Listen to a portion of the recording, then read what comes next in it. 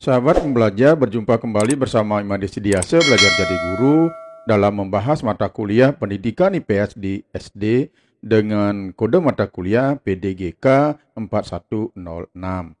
Pertemuan kita kali ini kita akan membahas modul 1, hakikat, landasan, dan kurikulum pendidikan IPS SD. Ada 3 kegiatan belajar dalam modul 1 ini, yaitu kegiatan belajar 1, hakikat dan tujuan pendidikan IPS di SD, kegiatan belajar 2, landasan pendidikan IPS SD, dan kegiatan belajar 3, perkembangan kurikulum pendidikan IPS SD. Pertemuan sebelumnya kita sudah membahas kegiatan belajar 1, hakikat dan tujuan pendidikan IPS di SD. Nah, pada pertemuan kita kali ini kita akan melanjutkan untuk membahas kegiatan belajar 2 tentang landasan pendidikan IPS SD. Yang pertama kita bahas landasan pendidikan IPS sebagai pendidikan disiplin ilmu. Landasan yang pertama adalah landasan filosofis. Landasan ini merupakan gagasan pemikiran mendasar mengenai 3 aspek, yaitu yang pertama adalah aspek ontologis. Aspek ontologis itu adalah apa kajian pokok dari IPS sebagai disiplin ilmu. Kemudian aspek epistemologis. Jadi aspek epistemologis ini membahas tentang bagaimana cara atau proses atau metode untuk mengembangkan pendidikan IPS. Dan aspek yang ketiga adalah aspek aksiologis, yaitu apa fungsi, manfaat atau tujuan pendidikan IPS sebagai disiplin ilmu. Kemudian yang kedua, landasan ini akan memperkokoh body of knowledge. Jadi pendidikan IPS agar eksis dan berkembang lebih luas lagi. Jadi selama ini ada 4 aliran filsafat dalam pendidikan. Yang pertama itu adalah aliran filsafat progresivisme. Aliran filsafat pendidikan ini yang menekankan pada peningkatan kemampuan peserta didik melalui pengalaman kemampuan diri peserta didik atau kemandirian dan selalu menunjukkan perubahan dari masing-masing peserta didik. Kemudian aliran yang kedua adalah perennialisme. Aliran filsafat pendidikan ini memandang pendidikan itu adalah sebagai jalan kembali atau proses mengembalikan keadaan manusia sekarang seperti dalam kebudayaan ideal atau kebenaran yang bersifat mutlak dan abadi. Kemudian aliran yang ketiga, esensialisme, yaitu aliran filsafat pendidikan yang ingin kembali kepada kebudayaan-kebudayaan lama sebagai warisan sejarah yang telah membuktikan keunggulan dalam kebaikan-kebaikan bagi kehidupan manusia yang diteruskan pada generasi sekarang. Kemudian yang keempat itu aliran rekonstruksionisme.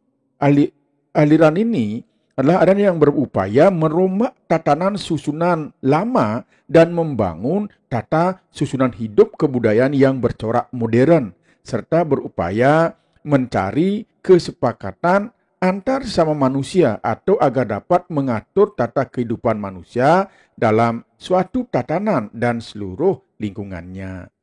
Kemudian landasan yang ketiga itu adalah landasan ideologis. Landasan ideologis sebagai sistem mendasar untuk memberi pertimbangan dan menjawab tentang bagaimana keterkaitan dasain pendidikan IPS atau kenyataan pendidikan IPS sebagai disiplin ilmu dan dasolen yang diharapkan dari pendidikan IPS.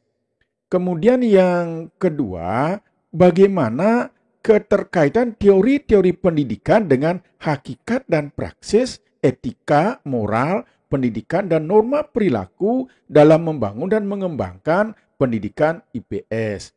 Nah, kemudian landasan yang keempat itu adalah landasan sosiologis. Landasan ini akan memberikan dasar-dasar sosiologis terhadap pranata dan institusi pendidikan dalam proses perubahan sosial yang konstruktif. Jadi landasan ini yang memberikan sistem gagasan mendasar untuk menentukan cita-cita, kebutuhan, kepentingan, kekuatan, aspirasi, serta pola kehidupan masa depan melalui interaksi sosial yang membangun teori atau prinsip pendidikan IPS sebagai pendidikan ilmu. Nah, kemudian landasan yang kelima itu adalah landasan antropologis. Landasan ini akan memberikan dasar-dasar sosiokultur masyarakat terhadap struktur pendidikan IPS sebagai pendidikan disiplin ilmu dalam proses perubahan sosial yang konstruktif. Jadi landasan ini memberikan gagasan mendasar dalam menentukan pola, sistem, dan struktur pendidikan disiplin ilmu sehingga relevan dengan pola, relevan dengan sistem dan struktur kebudayaan, bahkan dengan pola, sistem, dan struktur perilaku manusia yang kompleks. Kemudian landasan yang keenam itu adalah landasan kemanusiaan. Landasan ini akan memberikan sistem gagasan mendasar untuk menentukan karakteristik ideal manusia sebagai sasaran proses pendidikan, yaitu proses memanusiakan manusia. Dan selanjutnya itulah landasan politis. Landasan politis ini memberikan sistem gagasan mendasar untuk menentukan arah dan garis kebijakan dalam politik dari pendidikan IPS. Jadi peran dan keterlibatan pihak pemerintah ini sangat besar, sehingga pendidikan tidak mungkin steril dari campur tangan unsur birokrat. Kemudian landasan psikologis. Landasan ini memberikan sistem gagasan mendasar untuk menentukan cara pendidikan IPS membangun struktur tubuh di disiplin pengetahuannya, baik personal maupun komunal, yang berdasarkan entitas atau kesatuan psikologisnya, diversifikasi atau penganekaragaman. Dan kemudian yang terakhir itu adalah landasan religius. Jadi landasan ini memberikan sistem gagasan mendasar tentang nilai, tentang norma, etika, dan moral yang menjadi jiwa yang melandasi keseluruhan bangunan pendidikan IPS, khususnya pendidikan di Indonesia. Nah, sekarang kita akan membahas tentang landasan filosofis pendidikan IPS SD. Yang pertama adalah landasan filosofis guru IPS dalam perubahan zaman. Nah, untuk mengimbangi perubahan zaman dan kemajuan, maka guru IPS harus mampu memanfaatkan sumber informasi dari media massa modern dan teknologi pembelajaran dengan tetap dalam koridor kurikulum saat ini. Jadi guru senantiasa mengikuti perkembangan dan perubahan yang terjadi.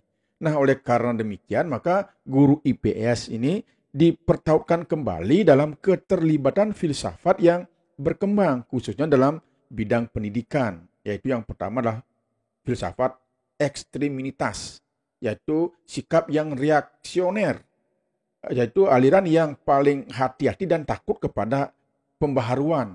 Dan yang kedua ada sikap radikal, yaitu sikap yang paling mendukung adanya pembaharuan. Nah, sekarang kita bicarakan poin C tentang landasan filosofis pengembangan kurikulum pendidikan SD. Yang perlu ditekankan dalam landasan filosofis yang akan diambil harus sesuai dengan corak budaya masyarakat, tidak menempatkan ilmu di atas segalanya, tetapi harus diimbangi kesadaran dan ketakwaan kepada Tuhan Yang Maha Esa. Pengembangan pendidikan IPS di SD di Indonesia tidak lepas dari landasan filosofis yang mendasari pengembangan kurikulum tersebut. Nah, tradisi pengembangan kurikulum pendidikan IPS SD di Indonesia ini dipengaruhi oleh beberapa aliran. Yang pertama itu adalah aliran filsafat esensialisme. Jadi kecemerlangan ilmu itu adalah sesuatu yang harus menjadi kepedulian setiap generasi. Sebab melalui penguasaan ilmu, masyarakat akan berkembang. Pengaruh filsafat ini terhadap pengembangan kurikulum pendidikan IPS SD adalah pendidikan IPS SD ini disajikan secara terpisah sesuai dengan keilmuan itu sendiri. Nah, proses pembelajaran di kelas, peran guru yang dominan dan peserta didik yang menerima warisan nilai yang ditransmisikan atau diekspositorikan oleh guru. Kemudian aliran yang kedua itu ada aliran filsafat elektikisme, yaitu perpaduan antara esensialis dengan campur tangan kepentingan pendidikan. Pendidikan IPS SD dikembangkan tidak terpisah, melainkan dikembangkan dalam bentuk pendekatan korelasi dan terpadu. Kemudian ada aliran perennialisme.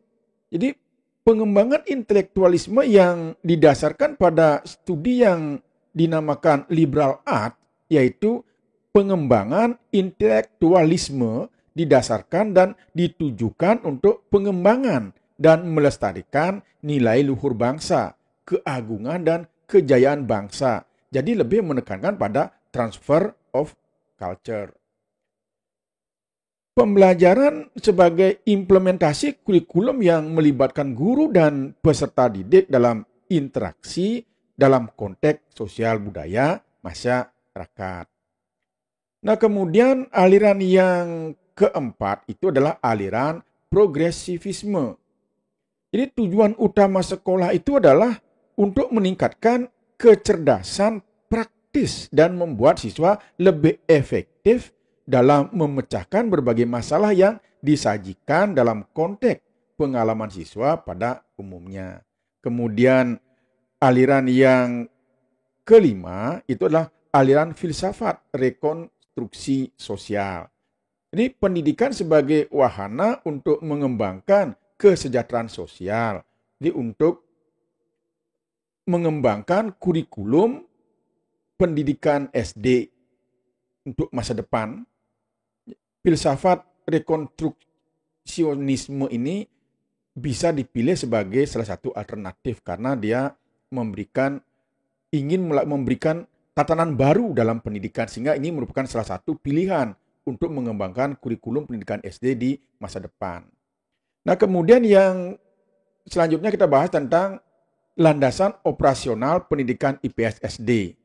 Landasan operasional pendidikan dan pembelajaran IPS di Indonesia sudah kuat karena sudah tercantum di dalam yang pertama itu adalah dalam bab 3 pasal 2 Undang-Undang nomor 20 tahun 2003 tentang sistem pendidikan nasional. Kemudian yang kedua, peraturan pemerintah nomor 19 tahun 2005 tentang standar nasional pendidikan, dan yang ketiga, Permendiknas nomor 22 tahun 2006 tentang standar isi. Jadi secara operasional landasannya sudah kuat untuk pendidikan IPS di SD. Nah, baiklah sahabat pembelajar, demikian yang bisa kita bahas pada pertemuan kita kali ini. Semoga apa yang kita bahas pada pertemuan kita kali ini ada manfaatnya. Dan pertemuan berikutnya kita akan melanjutkan ke kegiatan belajar 3 tentang perkembangan kurikulum pendidikan IPS SD. Terima kasih.